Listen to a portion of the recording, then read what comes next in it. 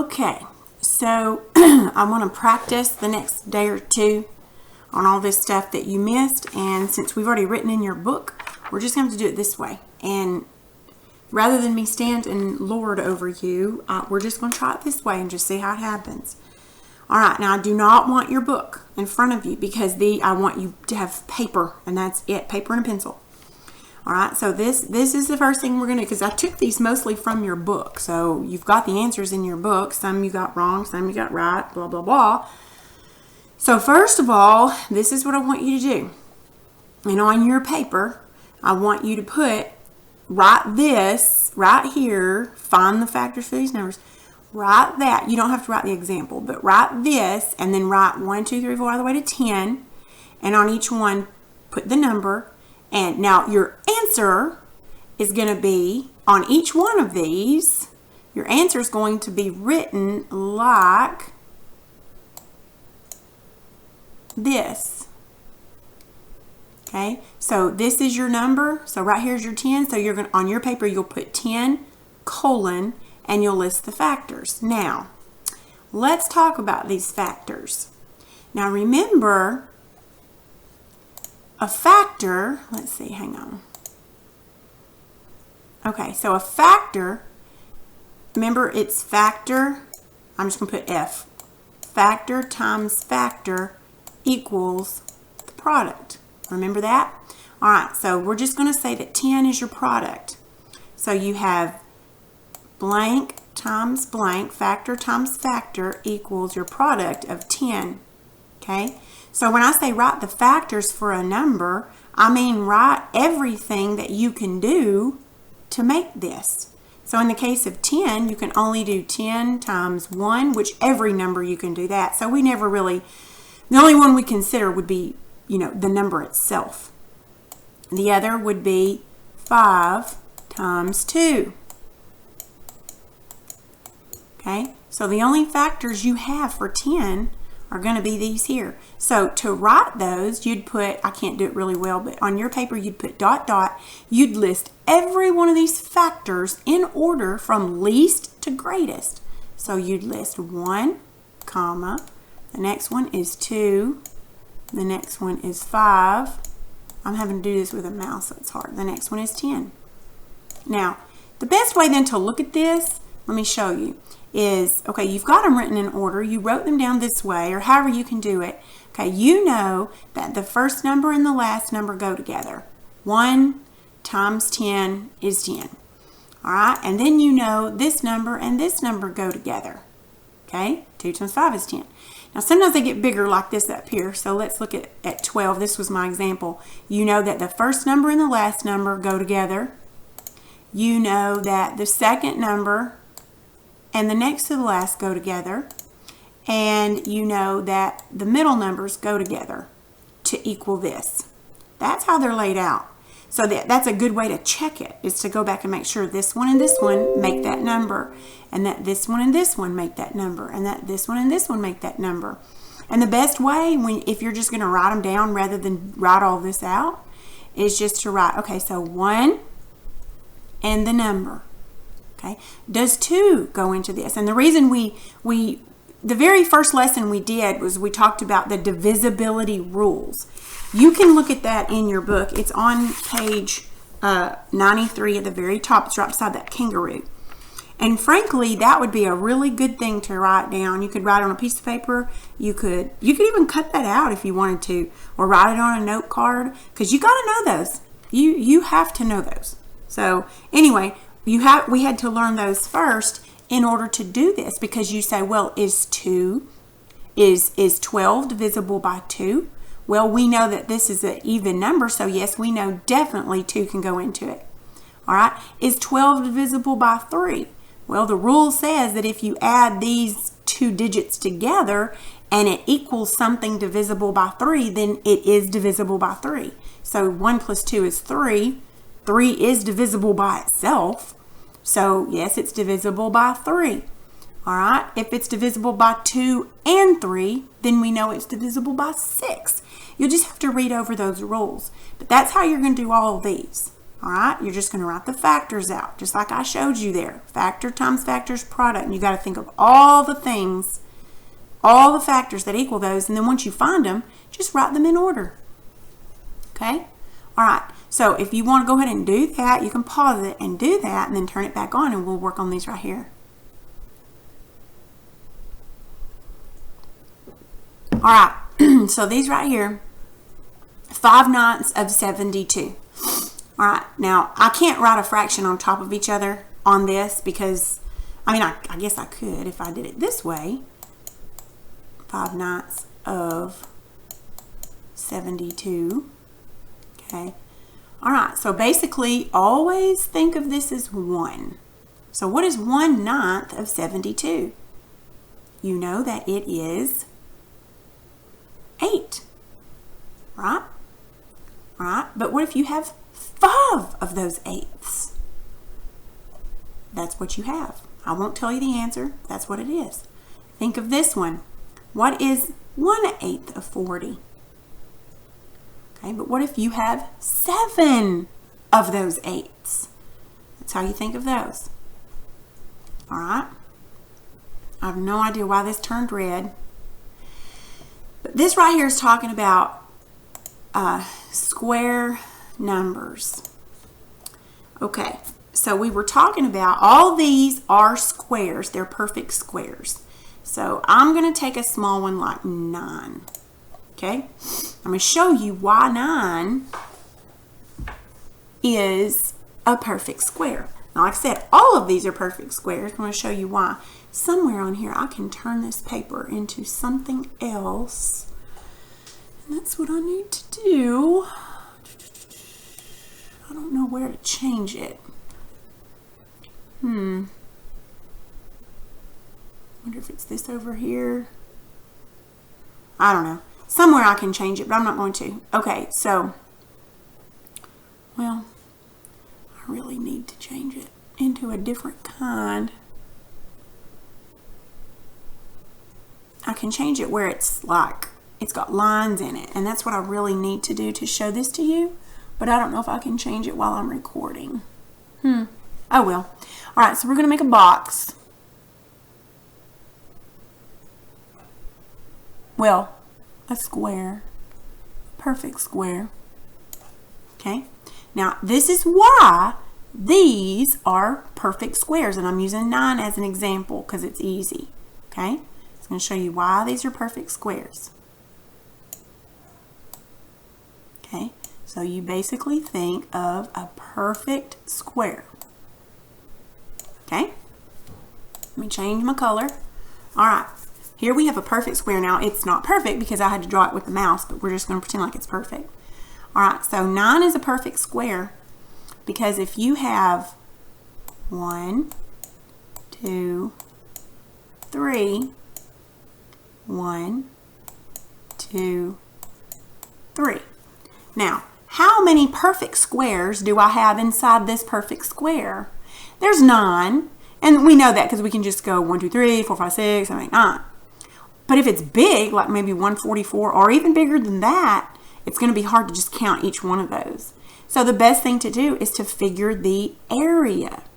The area, if you remember, you may not remember, but area of a square is length times width. So if you take the length of this square, it's 3 long, and it's 3 wide. The area is, guess what? 9. That means that 9 is perfect because it's got 3 here and 3 here. Now, if we had one more little thingy right here, we would have 4 and 3. This would be a rectangle. So 4 and 3, which is 12. 12 is not a perfect square. 9 is. 12 is not, because you have more on this side than this side, or of course you can do it the other way around. But you see why 12 is not a perfect square? Because there's not, you can get 3 times 4, but they have to be the same on each side. Okay, so think of 49. Okay, if you had I'm not going to draw it, but if you had a perfect square, you would have 7 across and 7 down, because 7 times 7 is 49. So that's why 49 makes a perfect square, because you have the same across and the same down.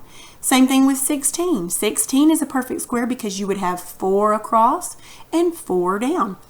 Now, of course, you have 8 times 2, but, 8 times 2 doesn't make it a perfect square. But anytime a number has 2 factors that are the same, like 3 and 3, or 12 and 12, or 9 and 9, or 5 and 5, then you know that it will make a perfect square, because it'll be this many across and the same amount down. And that makes a perfect square. If it's off just one number, it'd make a rectangle, and it would not be.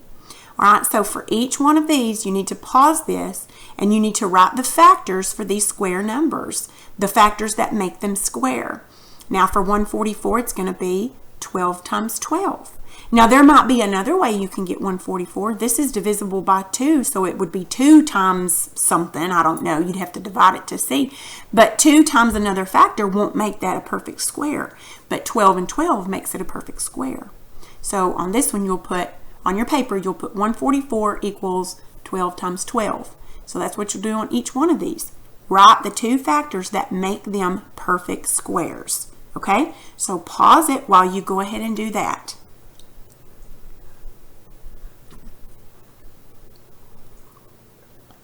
Okay, we're going to go ahead. I'm going to erase this. Okay. Now, here we go. We're going to start on something a little bit more, because I was just going to have y'all work on math today, math and science and stuff that you can do on your own. If you get tired, you can turn this off. You do not have to do all this today. I just wanted to go through this chapter with you. We're just going to keep practicing a little bit, okay? Because you got to get this down. All right, so the next thing that we were talking about, so you've got all the factor things down, writing factors for numbers, okay? You learned about square numbers, okay? So now we're going to start talking about common factors, okay? Now, common means that it's the same. Now, let's look at this. It's going to be kind of silly, but maybe it will give you an idea, okay? Oh, I don't want to do that. No. Now, you might, like I said, you might think this is kind of silly, but that's okay. All right, so we're going to say, no, I better do it this way. All right, so we're going to have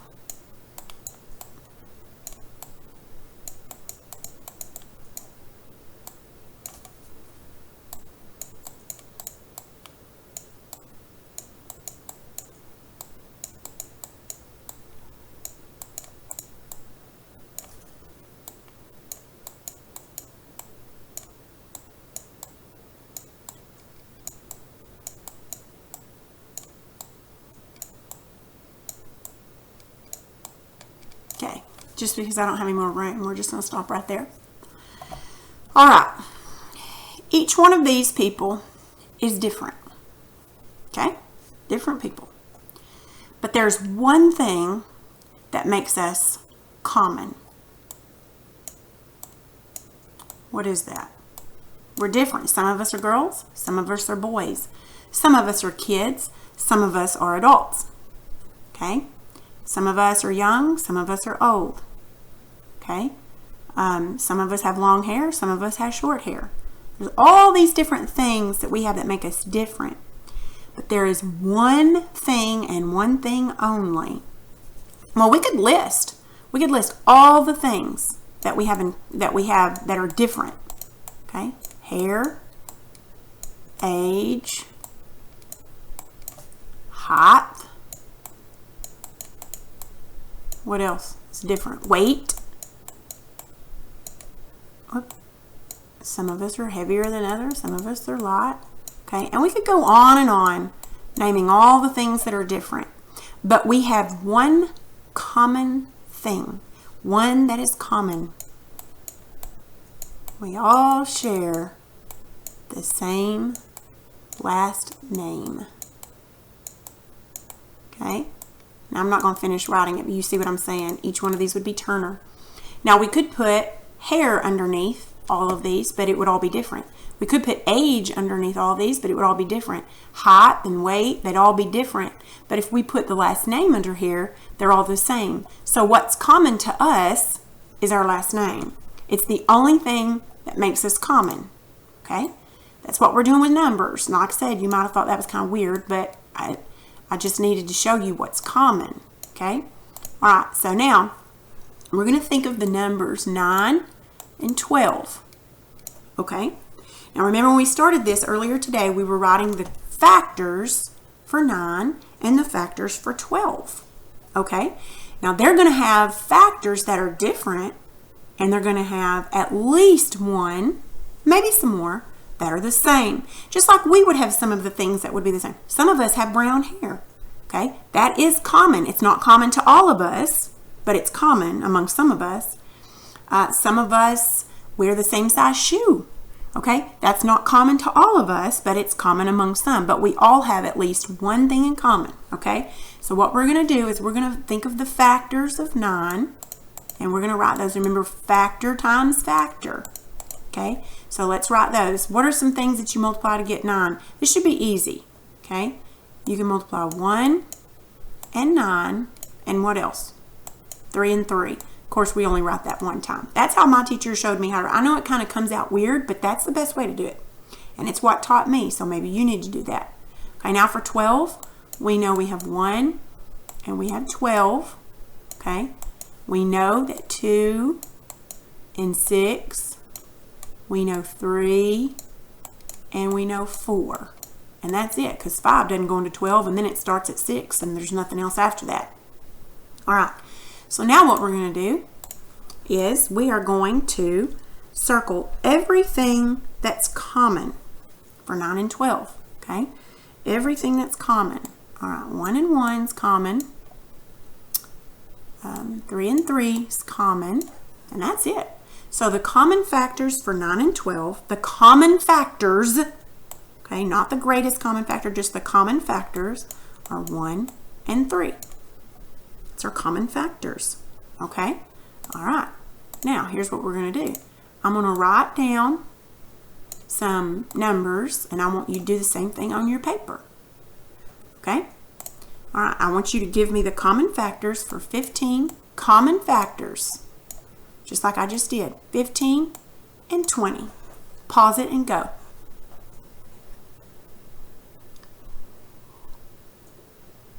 Okay, here's what you should have. So for 15, you should have 1 and 15, 3 and 5. That's it. For 20, you should have 1 and 20, 2 and 10. 3 doesn't go into there, 4 and 5. And there's nothing else after that because then it goes to 10 and that's all there is. Okay, now we're going to circle everything that's common. They both have 1. They both have 5. And that's it. So your common factors would be 1 and 5. Okay, that's what's common. Okay, this would be like when talking about the people in our family. Okay, these might be hair. No, these would be Turner, and this would be Turner. Okay, these might be hair, shoes, age, weight. We have all these different numbers. They're just not the same. But the only thing that we do have in common is our last name. Okay, all right. Now let me do another one. I want you to get the common factors for 8 and 24. Go.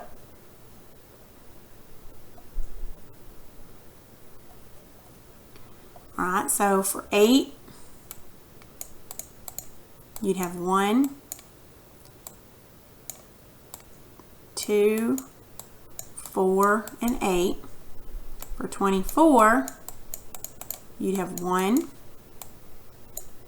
and 24. You'd have 2 and 12. You'd have 3 and 8. You'd have 4 and 6. And of course 7 does not go into there. So that has a lot. I'm going to change colors. Okay, so what's common is we got 1, of course we know that. 2 is common. 4 is common.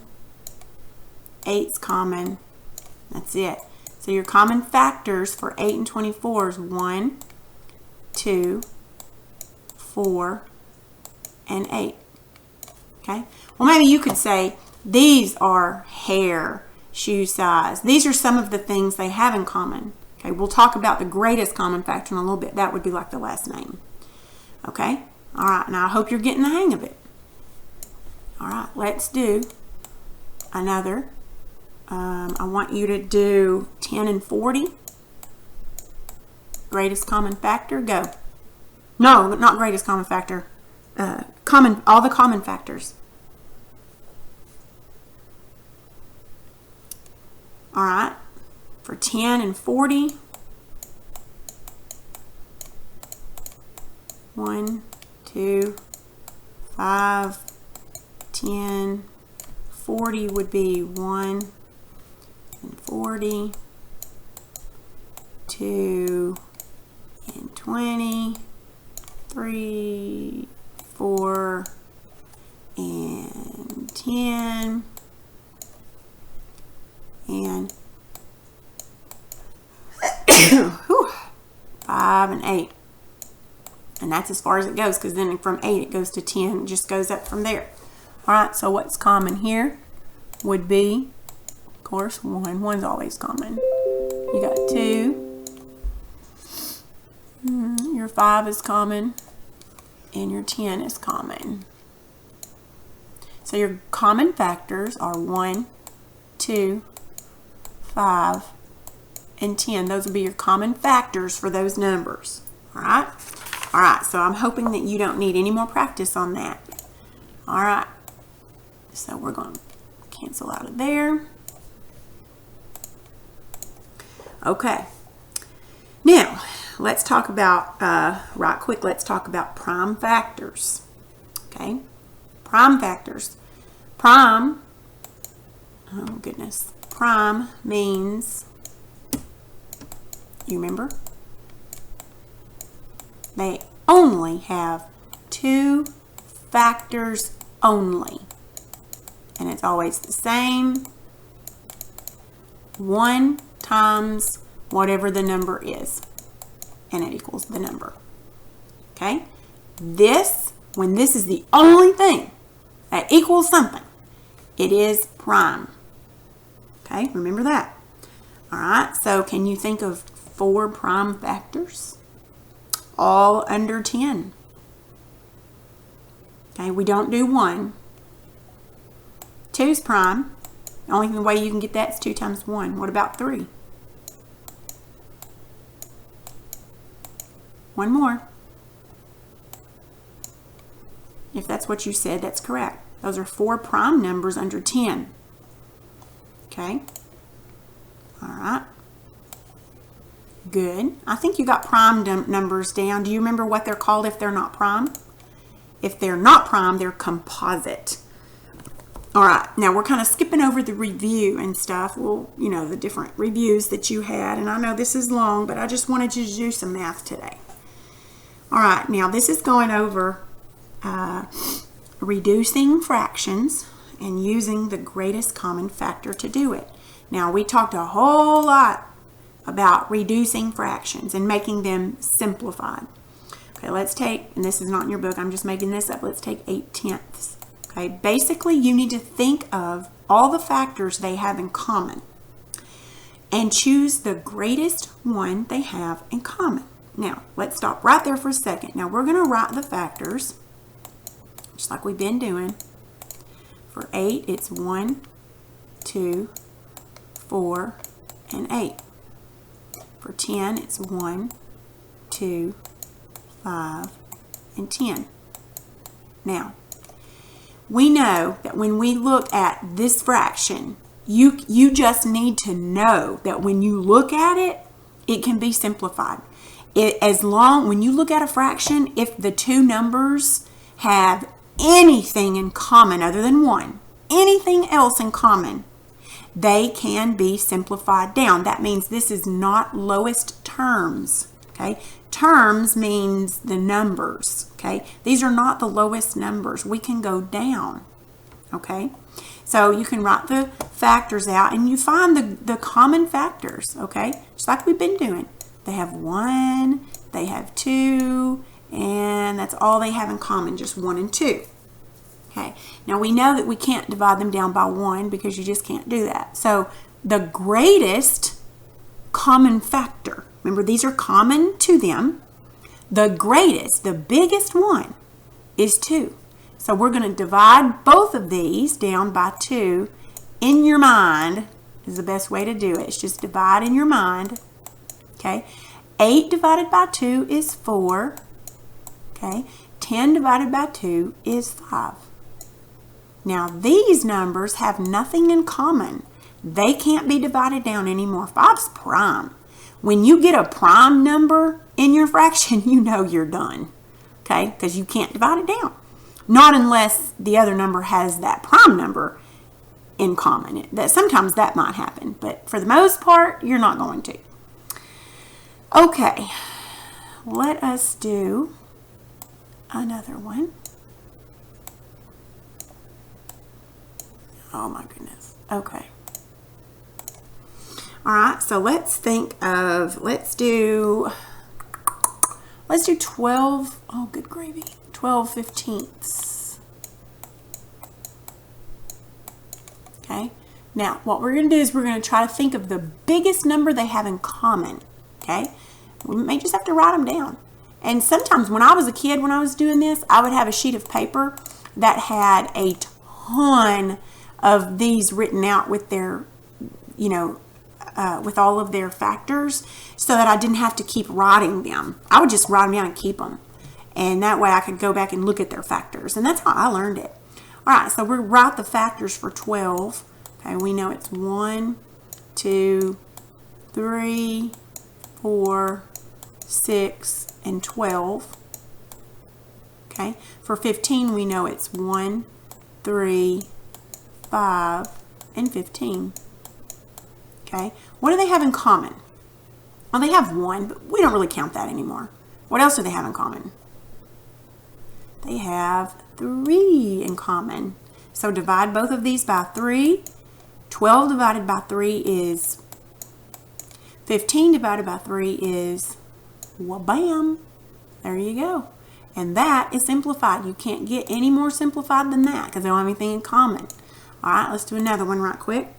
Let us do 14/36. Simplify that down by finding the greatest common factor. Go.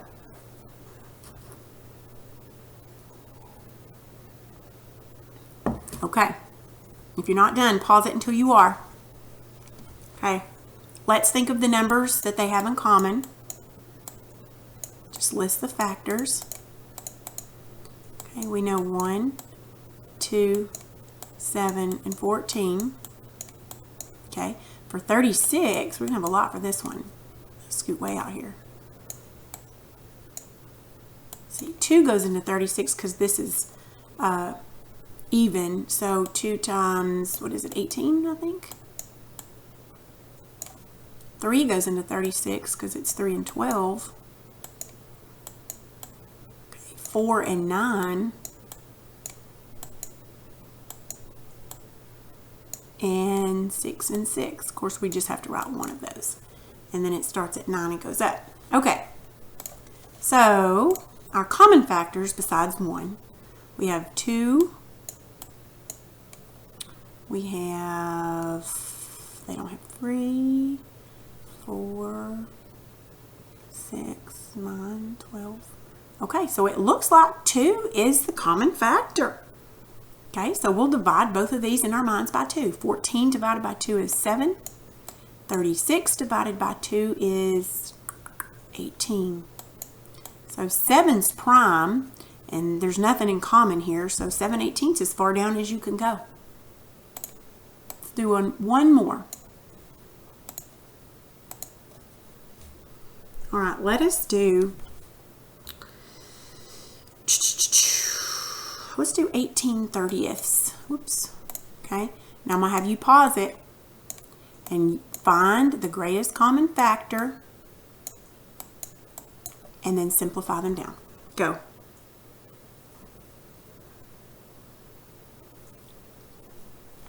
All right. 18.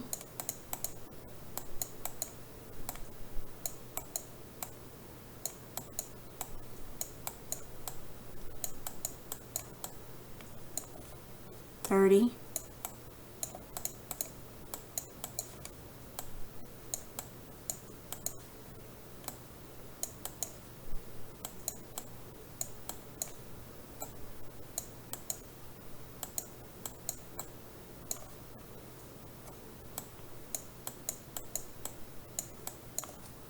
Okay, on the common factors, you got, I'm just going to underline 2,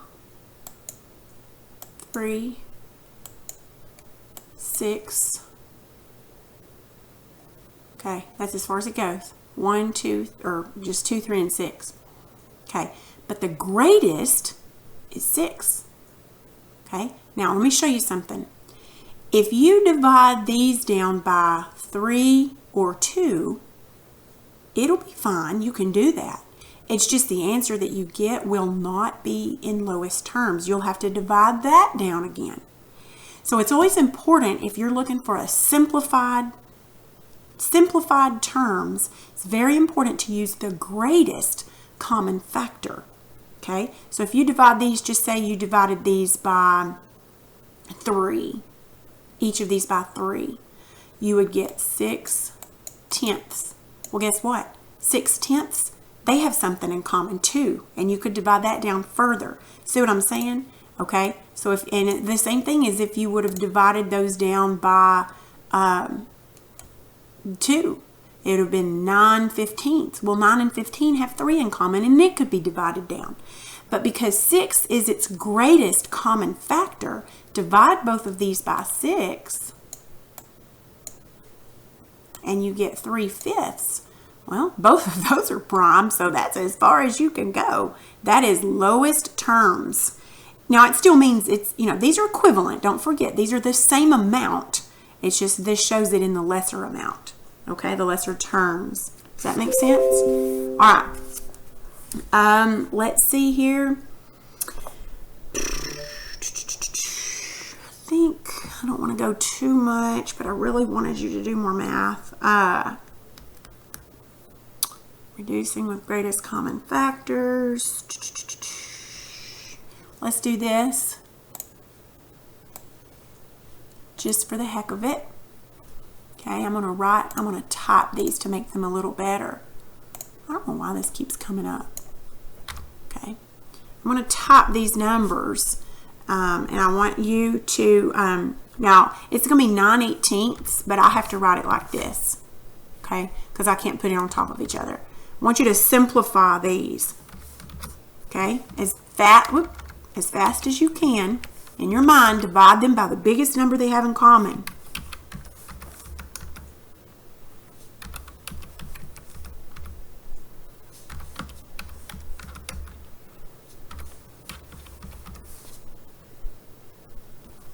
Okay, go.